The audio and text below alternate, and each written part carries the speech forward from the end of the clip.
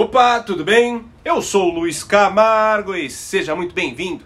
Enquanto eu gravo esse vídeo, o exército de Israel já concentra seus tanques na fronteira de Gaza em preparação para a anunciada ofensiva terrestre, que promete erradicar de vez com o Hamas. No domingo, aviões israelenses atingiram cerca de 250 alvos militares, matando o comandante do Distrito Sul do Hamas. Desde quinta-feira da semana passada, Israel vem alertando a população de Gaza sobre o ataque por terra para que os palestinos possam fugir da região. No entanto, como a gente sabe, o Hamas se utiliza de civis como escudos humanos e assim trancou as saídas de Gaza, impedindo qualquer fuga. O intuito é que muitos palestinos morram no contra-ataque israelense, justamente para provocar comoção na imprensa ocidental. Além disso, todo o arsenal do Hamas foi colocado estrategicamente em hospitais, escolas e mesquitas. O que significa que não existe a menor possibilidade de uma incursão terrestre não ter inúmeras baixas de civis. Mas infelizmente, até este momento, Israel não tem outra opção. Ismael Haniyeh, líder político do Hamas, afirmou em vídeo que os palestinos não deixarão a faixa de Gaza ou a Cisjordânia após os apelos do exército israelense. لا هجرة من غزة ولا هجرة من الضفة لا هجرة من غزة إلى مصر. وهنا أنا أحيي أيضا موقف الأشقاء في مصر الذين يؤكدون بأن مصر نعم هي دولة وهي شقيقة وهي حاضنة وهي مرحبة بأبناء الشعب الفلسطيني، ولكن ليس على أساس لا هجرة ولا نزوح، ولا يمكن أن نقبل ولا تقبل.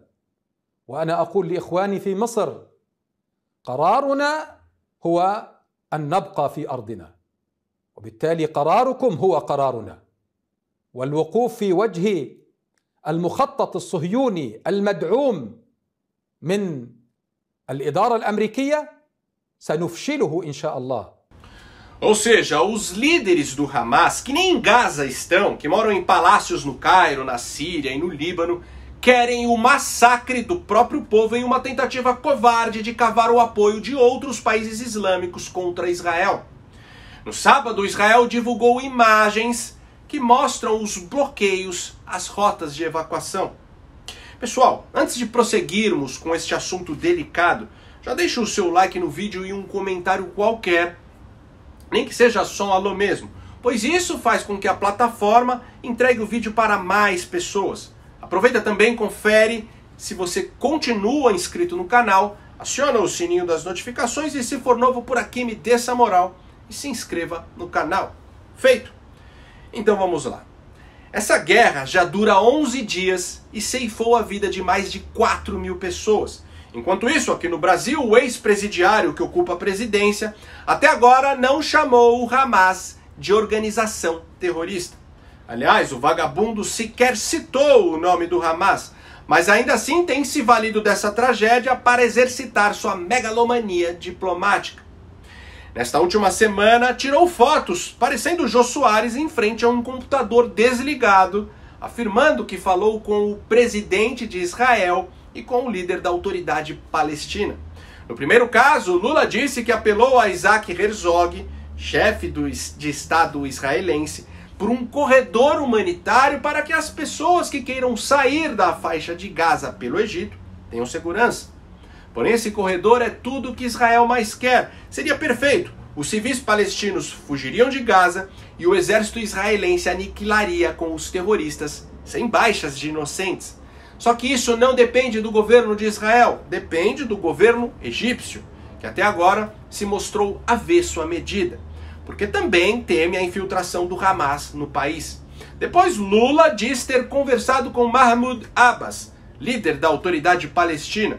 Segundo a assessoria de imprensa do governo, o mandatário brasileiro condenou os ataques terroristas, claro que sem citar o Hamas, e reforçou a importância do corredor humanitário através do Egito. No entanto, a autoridade palestina caiu em 2007. Desde então, o Hamas é quem detém o controle total da faixa de Gaza. Lembrando que quem começou tudo isso foi o Hamas, quem matou e decapitou 40 bebês foi o Hamas. O mesmo Hamas que parabenizou o Lula pela vitória nas eleições. O mesmo Hamas que parece ter ligações de longa data com o PT. I have to say that we are really appreciating the Brazilian support along years and years of history to our people here. It started years ago, and in particular during the presidency of President Lula, it was a great and strong support to our cause. Eu disse que o tema era sensível porque parte do PT tem ligação com essa organização palestina. Mas mais preciso teria sido dizer que parte do PT apoia ou tem simpatia pelo Hamas, como, aliás, já explicitou em algumas oportunidades. Em 2021, por exemplo, 20 parlamentares petistas assinaram um manifesto condenando a classificação do Hamas como organização terrorista. Em face disso, por que o ex-presidiário não falou com seus supostos companheiros do Hamas? Apelar para o líder da autoridade palestina é o mesmo que um presidente de um país qualquer falar com o Sarney para resolver algo no Brasil. O resultado dessa diplomacia oportunista e midiática do Lula é que o Hamas continua impedindo a evacuação de civis em Gaza e o Egito continua recusando a entrada de refugiados. E como se não bastasse, na tarde desta segunda-feira, o Diretório Nacional do PT aprovou uma resolução em que classifica as mortes na faixa de Gaza como genocídio do povo palestino cometido por Israel. O partido também cobra a retirada dos bloqueios impostos pelos israelenses. Ou seja, o Lula e essa turma agem como se existisse uma guerra entre Israel e Palestina, onde os dois lados cometem excessos, quando na verdade é uma guerra entre o terrorismo e a civilização, entre a barbárie e o mundo livre. Não existe equivalência. Qualquer jornalista ou político que venha falar em proporcionalidade é um canalha. O Hamas orquestrou um ataque contra a humanidade.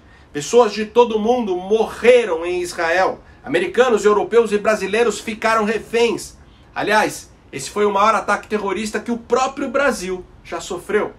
Não podemos esquecer dos cidadãos brasileiros que morreram pelas mãos desses verdadeiros monstros. Ou seja, não existe proporcionalidade e não existe negociação com o terrorista. Não existe negociação com quem quer sua eliminação. O Hamas não quer um Estado palestino. O Hamas quer a eliminação de Israel. Aliás, o Lula defendeu no Conselho de Segurança da ONU a criação de um Estado palestino. Só que temos que entender que nunca houve um Estado palestino. Em 1948, a ONU criou dois Estados, o palestino e o israelense. Mas no dia seguinte à criação, os muçulmanos atacaram Israel e nunca aceitaram a divisão proposta pela ONU, lutando desde então para expulsar os judeus. No ano 2000, Israel propôs entregar para os palestinos um Estado soberano em mais de 95% da Cisjordânia e de toda a área de Gaza. Mas a liderança palestina rejeitou a oferta e ainda respondeu enviando hordas de homens-bombas para Israel.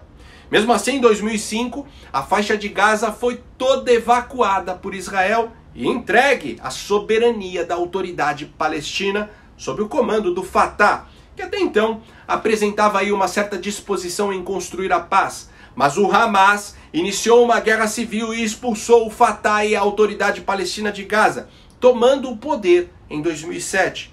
Desde então, com a desculpa de libertação do povo palestino, o grupo terrorista mantém sua população subjugada. Mas enfim, como eu disse no último vídeo, existem três forças históricas que disputam o protagonismo da ascensão de um governo global.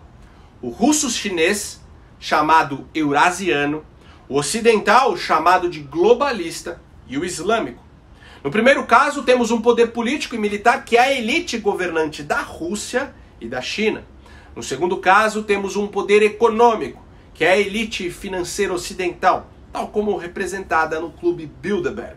Estes estão no controle da ONU e da OTAN.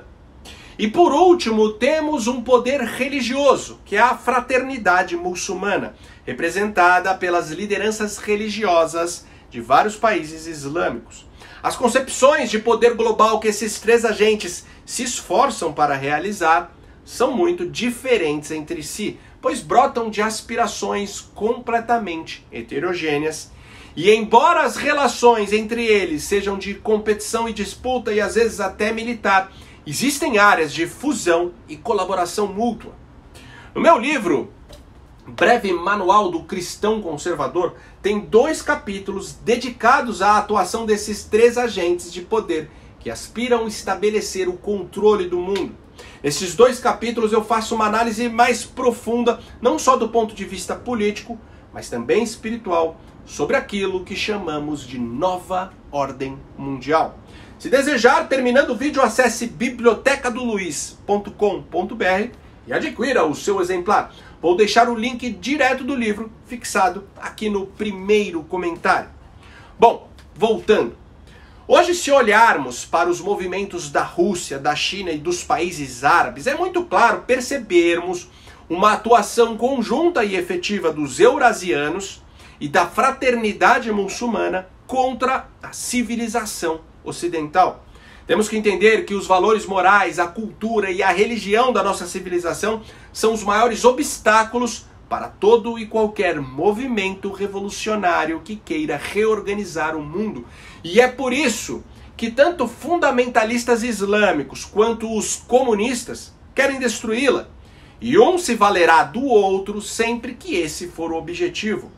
Israel nada mais é que um verdadeiro oásis da civilização ocidental, bem no meio do Oriente Médio. E isso é inaceitável para eles. If you're a Christian in the Middle East, there's only one place where you're safe. There's only one place where the Christian community is growing, thriving, prospering. That's in the state of Israel. Because everywhere else, if you're a Christian, you have to be very careful, or you have to leave. Not in Israel. You are our brothers and our sisters, and we protect the rights of Christians as we protect the rights of all religions. Bom, no cenário geopolítico atual, existem 3 ações que acabariam desencadeando uma terceira guerra mundial. A primeira é se a China atacar Taiwan para tomar a ilha à força. Fato que faria os Estados Unidos declararem guerra contra a China, onde esta traria a Rússia para o seu lado contra os americanos. A segunda ação é se a China apoiar a Rússia contra a Ucrânia, colocando seu poderio bélico e militar a favor de Putin. E a terceira é se tanto a Rússia como a China, ou seja, o bloco eurasiano, apoiar militarmente grupos terroristas islâmicos em sua investida contra Israel. Mas claro que para isso acontecer, antes, o atual conflito entre o Hamas e o Estado judeu precisa escalar a ponto de envolver todo o mundo árabe. Não é à toa que os terroristas querem um massacre de civis em Gaza, pois isso impulsionaria o apoio dos países islâmicos contra Israel. No entanto, essa escalada já começou. Os globalistas eurasianos e a fraternidade muçulmana já estão posicionando suas peças no tabuleiro. E são essas movimentações que vamos analisar de forma mais profunda no restante deste vídeo. Afinal, estamos ou não na iminência de uma terceira grande guerra? E se isso de fato acontecer, como se posicionaria o Brasil? Ao lado de que bloco de poder nosso país ficaria? Mas antes de nos aprofundarmos nessas questões, quero passar um recado rápido e importante. Pessoal, preste atenção neste vídeo. O brasileiro Natan Galkovich, que mora em um kibutz próximo ali à faixa de Gaza. Natan, primeiro, bom dia, obrigada por estar aqui nessa cobertura. A gente mostrou há pouco, inclusive com imagens ao vivo, de bombardeios acontecendo de forma intensa na região da faixa de Gaza. Contextualiza pra gente onde você está nesse momento e qual é essa situação, por favor. Bom dia. Eu estou a 8 quilômetros da faixa de Gaza e eu escuto exatamente tudo o que está acontecendo. Eu tenho também informações daqui de dentro e eu gostaria de poder falar agora uns 5 minutos sem ser interrompido, porque os últimos 20 minutos do que eu ouvi da repórter em Israel, a pessoa não está bem informada. Eu vou começar. Embaixo dos hospitais, onde em Gaza são bases da Hamas. Israel não tem nada contra a população palestina. Israel está lutando contra a Hamas. A Hamas não permite que os palestinos saiam porque eles são usados como escudo. E a água é muito importante. Israel não tem falta de água. Sabe por quê? Porque Israel inventou o método de dessalinização, tirar o sal da água, e não existe falta de água. A Jordânia hoje consome água, 70% da água da Jordânia vem de Israel. Por quê? Porque Israel tira a água do mar do Mediterrâneo e manda para a Jordânia. Isso acontecia com a Palestina e a Hamas não gostou disso e eles começaram a bombardear e fechar essas entradas de água potável que vinham de Israel. Isso não foi dito pela CNN, então eu estou dizendo. Isso é verdade. Brasileiro então, quando vocês falam Galkovitch falando ao vivo com a gente o que vocês estão falando. E trazendo as informações, então, claro, do que está acontecendo. E a gente traz esse relato importante também do olhar dele, que vive ali perto, mora em um kibbutz, próximo à região da faixa de Gaza, onde a gente tem mostrado esses bombardeios. O brasileiro que vive em Israel foi interrompido ao vivo porque revelou como a imprensa estava disseminando desinformação sobre o conflito. Você percebe a gravidade disso? Temos que entender que se não fossem mídias alternativas como esta, hoje todos nós estaríamos sendo manipulados por essa imprensa suja, por essa imprensa que chama os terroristas do Hamas de combatentes e as senhorinhas que rezavam o Pai Nosso na frente do quartel de terroristas. Diante disso, seu apoio ao jornalismo independente é fundamental. Como você já deve saber, por conta dessa perseguição sumária às vozes conservadoras nas redes sociais, este canal continua desmonetizado. Desde setembro do ano passado, eu não ganho nem um centavo para fazer conteúdo aqui. Sendo assim, considere ser um patrocinador do canal. Você pode fazer isso de duas maneiras. Contribuindo com qualquer valor através do nosso Apoia-se, o link está aqui na descrição do vídeo e também fixado no primeiro comentário, ou você pode contribuir através do Pix. Minha chave Pix é o e-mail luiscamargopix@yahoo.com. Luiz Camargo Pix, tudo junto, luiz com z, @yahoo.com. É só .com, não tem BR. Se desejar, dê um pause aí no vídeo para fazer a sua contribuição, que eu ficarei imensamente grato. Afinal, agora eu só posso contar com você. Recado dado, então vamos lá. No domingo, um dia depois da invasão sem precedentes pelos terroristas do Hamas, os terroristas do Hezbollah reivindicaram 3 ataques ocorridos na fronteira do Líbano com Israel, sob a alegação de solidariedade ao grupo palestino. Os mísseis atingiram uma região erma. O intuito do ataque foi simbólico, mas o governo israelense revidou imediatamente disparando artilharia contra a área do Líbano de onde o ataque se originou. Na quarta-feira, Israel sofreu um novo ataque. Mais uma vez, a ofensiva partiu do Hezbollah. Segundo o exército de Israel, 15 foguetes foram disparados do Líbano em direção à Galileia, no norte do país. Em comunicado, a organização terrorista diz ter disparado mísseis de precisão contra uma posição israelense em resposta à morte de seus membros em bombardeios ocorridos no início da semana. E neste domingo, o Hezbollah, pela 3ª vez, coordenou mais um ataque. Um míssil foi lançado contra uma vila na fronteira de Israel, matando uma pessoa e ferindo outras 3. Por precaução, os militares israelenses avisaram que a população não deve se aproximar em até 4 quilômetros da fronteira com o Líbano. Moradores de cidades fronteiriças foram alertados a ir para abrigos e permanecer nesses locais até segunda ordem. Na sexta-feira, Khaled Mashal, um dos fundadores do Hamas, fez um pronunciamento ordenando que todos os islâmicos no mundo iniciem uma jihad contra os judeus que encontrarem nas ruas e que se convertam em mártires pelo Hamas. Pediu também aos talibãs que venham em auxílio do grupo terrorista palestino. A resposta ao chamado veio imediatamente. Na China, um funcionário da embaixada de Israel foi esfaqueado. Na Alemanha, fundamentalistas islâmicos estão marcando as residências dos judeus com a estrela de Davi, exatamente como os nazistas faziam na década de 30. Na França, só neste fim de semana foram registrados mais de 100 incidentes relacionados ao crime de ódio contra judeus. No Egito, 2 judeus foram mortos por um policial.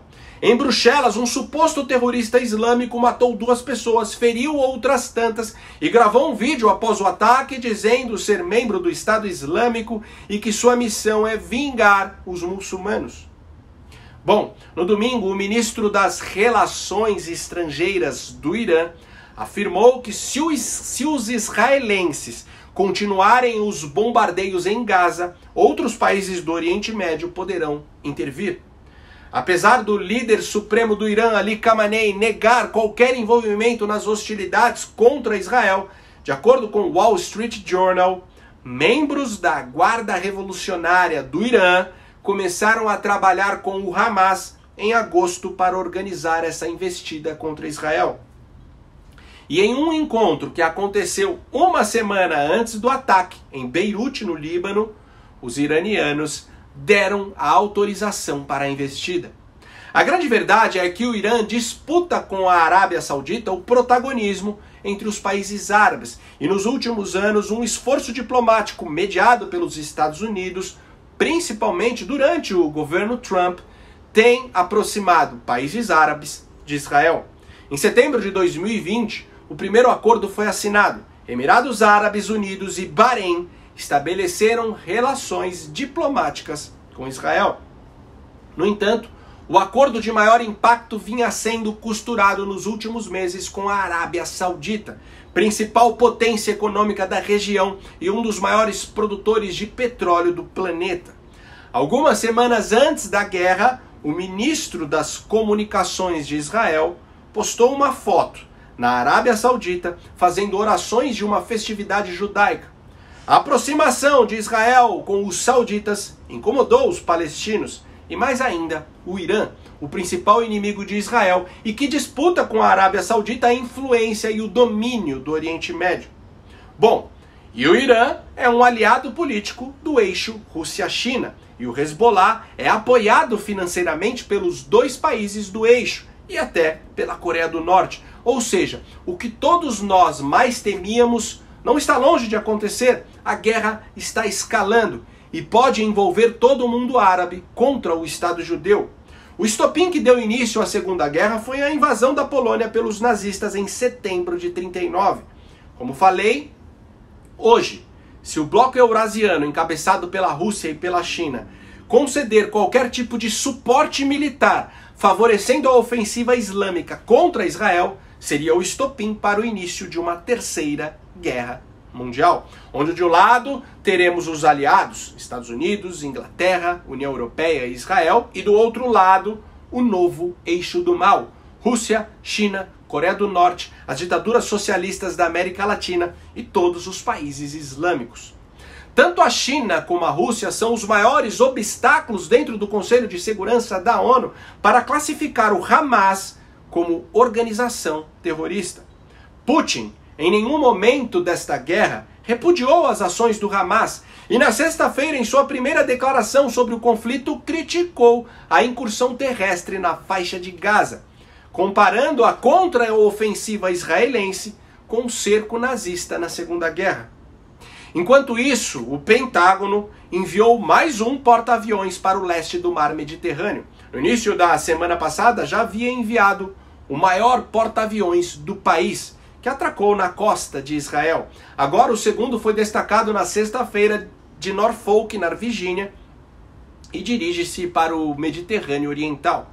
De acordo com o governo americano, à medida que Israel se prepara para expandir as suas operações em Gaza, a presença dos navios visa enviar uma mensagem de dissuasão ao Irã e a representantes iranianos na região, como o Hezbollah no Líbano.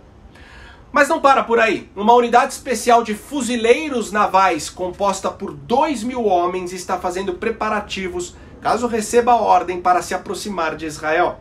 Na quinta-feira foi a vez da Inglaterra. O governo britânico anunciou que vai enviar navios e aviões de reconhecimento militar também para o leste do Mediterrâneo como apoio para Israel. Ou seja, como você pode perceber, todas as peças já estão sendo posicionadas no tabuleiro. Bom, mas como o Brasil se posicionaria caso o conflito escale a ponto de culminar em uma terceira guerra mundial? Analisa comigo. Uma das primeiras medidas da política externa do ex-presidiário foi permitir que navios de guerra iranianos atracassem em nossa costa. Fato que criou uma baita indisposição com os Estados Unidos. Depois, na ONU, Lula acusou o governo americano de inventar terrorismo no Irã. Mas não para por aí. Lula sugeriu que a Ucrânia entregasse a região da Crimeia para a Rússia. E pode ter certeza que ele nem sabe apontar no mapa onde está localizada a Crimeia. Na sua viagem para os Emirados Árabes, criticou a hegemonia do dólar nas transações internacionais. Depois, por diversas vezes, Lula culpou os Estados Unidos e a União Europeia pela guerra na Ucrânia ainda não ter terminado. Em meio a essas declarações, o ministro das Relações Exteriores da Rússia, Sergei Lavrov, visitou o Brasil para uma reunião no Itamaraty. A visita foi interpretada internacionalmente como uma confirmação do afastamento do Brasil com relação aos Estados Unidos e um alinhamento ao eixo Rússia-China.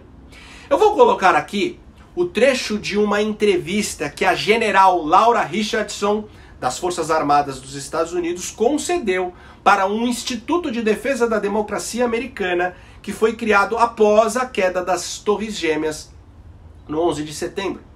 A entrevista foi dada 3 dias após os ataques do Hamas em Israel.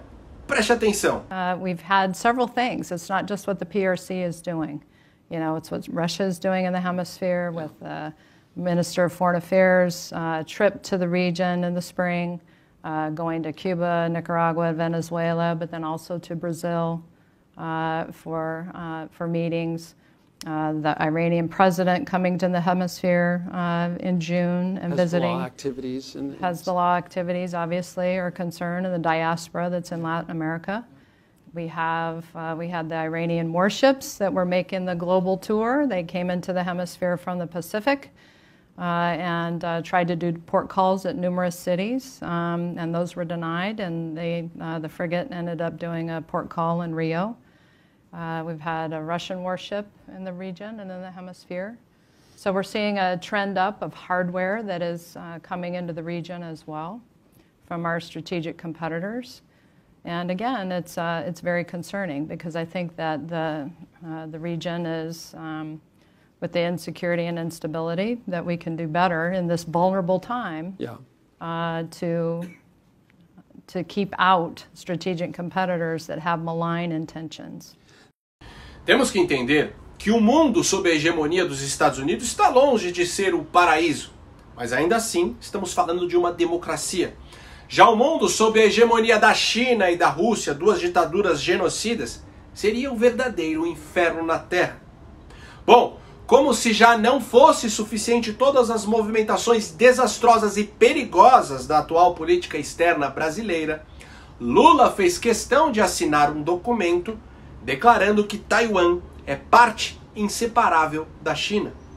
Essa declaração é uma verdadeira bomba atômica prestes a explodir.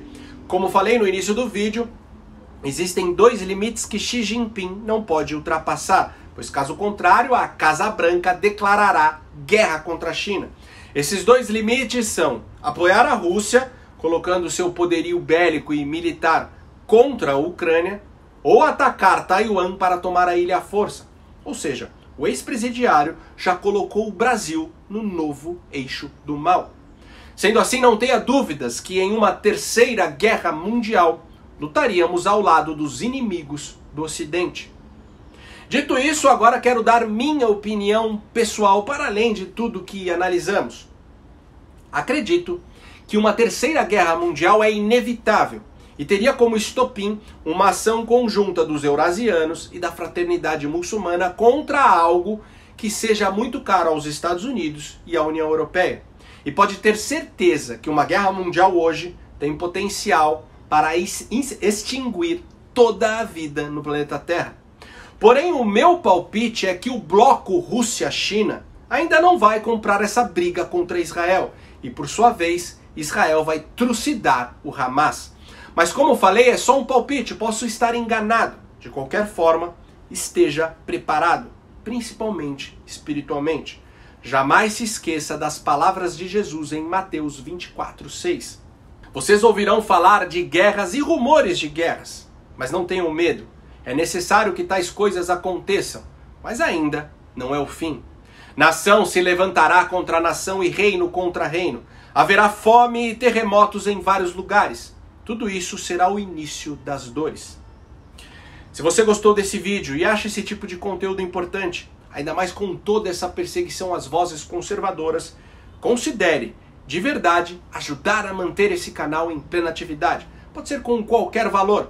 Minha chave Pix é o e-mail luiscamargopix@yahoo.com. Luiz Camargo Pix tudo junto, luiz com z, @yahoo.com. Não tem BR. Ou se preferir, o link do nosso Apoia-se está aqui na descrição do vídeo. Lembrando que comprando o meu livro, além de investir no seu conhecimento, você também estará ajudando na manutenção do canal. Acesse bibliotecadoluiz.com.br e adquira o breve manual do cristão conservador. No mais, curte e compartilhe ao máximo esse vídeo. Não esquece de deixar aquele comentário esperto para ajudar na relevância. E me segue em todas as redes sociais, Instagram, Twitter, Facebook, no Telegram e no Rumble, @LuizCamargoVlog. Então até o próximo vídeo, valeu!